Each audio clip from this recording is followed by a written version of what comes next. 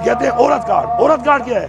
मेरी खवातीन जेल में, वो औरतें नहीं है क्या? पूरे पाकिस्तान में एक औरत, ये मरियम नवाज रह गई है। ये जो उस वक्त अल्फाज इस्तेमाल कर रही थी, जरा वो भी दिखाओ। वो कहते हैं तुम नाचो तो फैशन, हम नाचे तो मुजरा। ओ भाई, ये काम नहीं चलेगा। ये एक मुल्क में, एक रियासत में दो दस्तूर नहीं चलेंगे। ये जो हमारा नारा था, दो नहीं एक पाकिस्तान में साबित करेंगे। और हमारे टाइम में बिला एक 2 दिन में इंशाल्लाह आ जाएगा, आप देख लेंगे सब, कि जिसके अंदर एक फुल पब्लिक सेफ्टी जो है प्रोटेक्शन, वो लाजमी है। उसके अंदर कानून के अंदर रहकर कानून के मुताबिक ही कोई कार्रवाई कर सकता है, कानून से बाला तक कोई नहीं है। अच्छा साहब, ये बताएं कि एक बार फिर पीटीआई ने 3 जल्सों का ऐलान कर रखा है, फैसलाबाद में, मुल्तान में, मियाँवाली में। तो खैबर पख्तूनख्वा के कारकुनान और आवाम कौन से जलसे में शिरकत के लिए रवाना होंगे, या इस दफा कोई प्लान नहीं है? देखिए, जलसे तो हमें छोड़ ही नहीं रहे लोग। एनओसी दे भी देते हैं तो जो हाल करते हैं वो आपने देखा है। ये एक गैर जमहूरी तरीके से आई हुई एक गैर जमहूरी हुकूमत है। फार्म 47 के तहत आई हुई हुकूमतें हैं ये, और ये लगातार ऐसे इकदाम कर रहे हैं कि जिससे ये पाकिस्तान की जमहूरियत को नुकसान नहीं दे रहे, बल्कि पाकिस्तान की जमहूरियत उन्होंने खत्म कर दी है। अपने आप को जमहूरी पार्टियां कहने वाले जब ऐसी आईनी तरमीमें करेंगे जिससे वो आइन को तबाह कर रहे हैं, तो उनसे क्या उम्मीद हो सकती है? तो जलसा तो ये छोड़ नहीं रहे। हमारी अपनी प्रोटेस्ट है, पीसफुल इंशाल्लाह अनाउंस हुई हैं, हम करेंगे।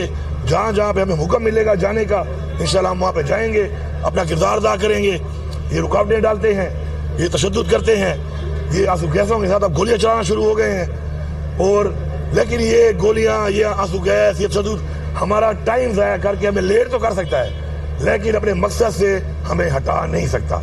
ये चीज़ इनको समझ आ जानी चाहिए।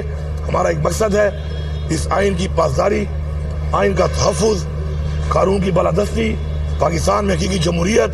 ये हमारा एक मकसद है, हमारा एक नजरिया है। इसी नजरिए की वजह से हमारे लीडर इमरान खान साहब इस वक्त जेल में है, बेगुनाह जेल। वो बेंचेस एक 3 मेंबर कमेटी बनाएगी। 3 मेंबर कमेटी में चीफ जस्टिस साहब, उनके जो सीनियर मोस्ट जज हैं, जो जस्टिस मंसूर अली शाह साहब हैं, और तीसरे कोई नॉमिनेट जो करेंगे चीफ जस्टिस साहब, उसको ये ऑर्डिनेंस के जरिए अभी रिसेंटली हाल ही में एक कमेटी बना दी गई। तो इसका मतलब ये हुआ कि जितनी भी कमिटीज़ बननी हैं, चाहे वो रिव्यू को सुनने के लिए या किसी और केस को सुनने के लिए, उसमें 3 जज साहिबान को बैठना ज़रूरी है। यानी कि चीफ जस्टिस साहब, सीनियर मोस्ट जो जज हैं जस्टिस मंसूर अली शाह साहब, और एक तीसरा जज जो नॉमिनेटेड जज होगा चीफ जस्टिस साहब का। अब इस ऑर्डिनेंस के तहत चीफ जस्टिस साहब ने जस्टिस अमीनुद्दीन साहब को नॉमिनेट कर दिया। तो अब 3 मेंबर जो थे उस कमेटी के, जिन्होंने ये फैसला करना है कि कौन से बेंच ने इस बहुत अहम केस की रिव्यू पिटिशन को सुनना है, उसके लिए 3 मेंबर्स की ज़रूरत है। यानी कि चीफ जस्टिस साहब, जस्टिस मंसूर अली शाह साहब और जस्टिस अमीनुद्दीन साहब।